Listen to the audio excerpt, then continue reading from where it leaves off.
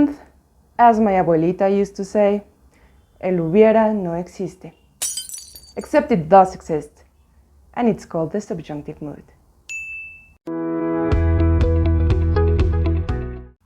Hola, ¿qué tal? Soy Andrea con Spanish 55. I am a new brand ambassador, so allow me to introduce myself a little bit. As you can probably tell, Spanish is my first language, and that is because I am from Mexico. In the past, I've been a Spanish teacher, and I am also a polyglot, so I know how hard it can be to learn a new language. But don't worry, I am here to help you, because one of my biggest passions is to share with you guys everything I know about my language and my culture. So today we are going to talk about one of the most scary topics for Spanish students. Yes, I am talking about the subjunctive mood. Understanding this topic is going to absolutely upgrade your Spanish. And that's what we're all about here in Spanish 55.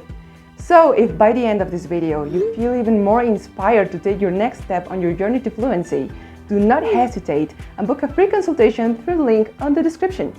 So let's begin. The subjunctive mood. First of all, what is a mood? So a mood is a grammatical term used to categorize verb tenses. And as you guys know, Spanish has a lot of them. So the whole Spanish language has basically three moods: imperativo, indicativo, and subjuntivo. And I mean the entire Spanish language.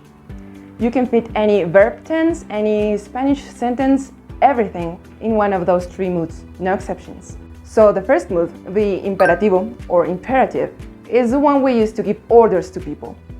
For example, recoge tu cuarto, no fume aquí, stuff like that. The second mood, indicative or indicativo, it is probably the most famous one.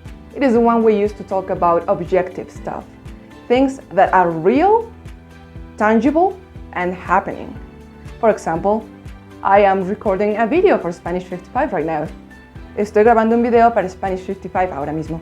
And finally, the subjunctive one, or the subjuntivo, it is the one we use to talk about things that are not real, not objective, and probably not happening. For example, probablemente viaje a Francia el año que viene.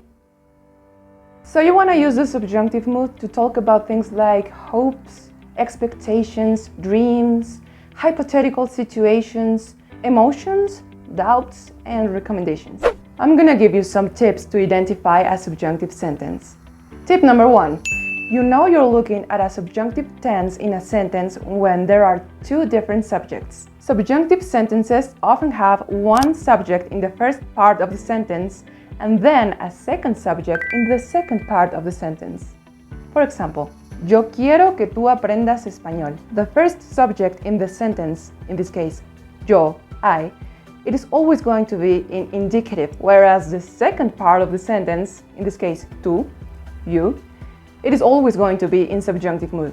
Remember this, the subjunctive mood will always depend on the indicative mood. So the second part of the sentence depends on whatever the first subject in the sentence is doing. Here's a more complex example. Tengo suficiente dinero ahorrado para cuando esté de viaje en Francia. The second part of the sentence could not exist without the first one. Even though there are no subjects in the sentence, you can easily split it in two. The first one is something that is happening and it's real, and the second one is hypothetical. And this takes me to the second tip. Usually, these two parts of a subjunctive sentence are linked by a relative pronoun. A relative pronoun is a word such as que, quién, cómo, y cuándo, without the accent mark. Let's look at this sentence again. Tengo suficiente dinero ahorrado para cuando esté de viaje en Francia. I have saved enough money for when I'm traveling to France. Sí, ¿cuándo? We don't use the accent mark because it's not a question. We are not asking when are we going to France. We are just stating that eventually we are probably going to France. So in this case, cuando without the accent mark is our relative pronoun. Tip number 3 for knowing when to use the subjunctive mood. Think of the acronym WEIRDO. Wishes, emotions, impersonal expressions, recommendations, doubts or denial, and ojalá. Ojalá is a word in the Spanish language that, fun fact, actually comes from the Arabic language. And it means something like I wish that or I hope that.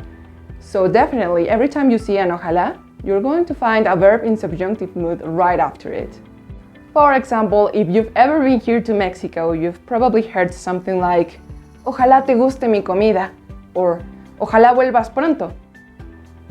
In this case, right after the ojalá, we have a verb in subjunctive mood. And of course, we can add a relative pronoun right in the middle of that to make it sound less casual. Ojalá que te guste mi comida. And finally, I am going to teach you how to properly conjugate a verb in present tense in the subjunctive mood. Don't worry, because this is pan comido. So what you're gonna do is you're going to take your basic indicative mood simple present verb in the yo form, for example, yo como, and you're gonna take that O at the end and drop it. And if your verb is an ER or IR verb, you're going to substitute that O for a, as, a, amos, an. And that works for every person. Que yo coma, que tú comas, que él, ella coma, que nosotros comamos, que ustedes coman. Now, if your verb originally ends with an AR, for example, bailar, you're going to substitute that O in the yo form for es, hemos, en. And again, it works for every grammatical person. So that's how you're going to conjugate your second verb of the sentence. Because remember that the first one is usually in indicative mood. So here are some examples. Espero que bailes conmigo esta noche. I hope that you dance with me tonight. Avísame cuando estés disponible. Let me know when you are available. Me alegra mucho que seas mi amigo. It makes me so happy that you are my friend. Y bueno amigos, eso es todo por hoy. I hope you enjoyed this video. Leave a comment down below if you can think of any other examples. And don't forget to subscribe and hit the notification bell so you never miss any of our videos. ¡Nos vemos!